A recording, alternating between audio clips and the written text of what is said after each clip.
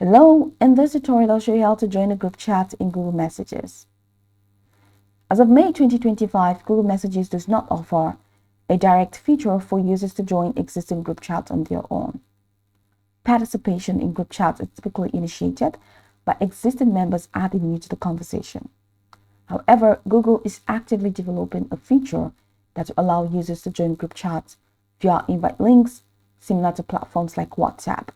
This feature is currently in beta testing and is expected to roll out in future updates. So this is the current method being added by an existing member. To become part of a group chat in Google Messages, wait for an invitation.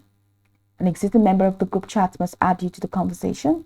Once added, you'll receive a notification and the group chat will appear in your conversation list. Open the group chat to view messages and start participating. Now here is the upcoming feature that's joining via invite links.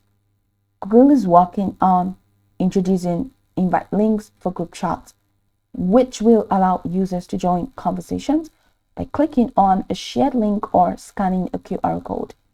This feature aims to simplify the process of joining group chats and is anticipated to be available in upcoming updates. Now, you can assign a name to your group chat for easier identification. These are tips for managing group chats. Likewise, you can add members.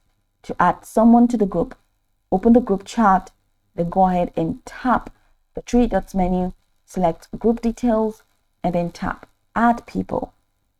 For leaving the group, if you wish to leave the group chat, open the group chat, tap the three dots menu, select group details, and then tap leave group.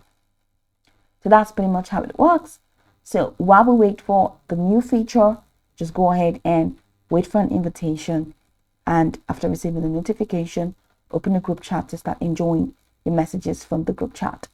So go over this tutorial from the top to the bottom to get acquainted with the steps. And of course, once you're done, you'll be good to go. Hope this tutorial marvelously helped you search.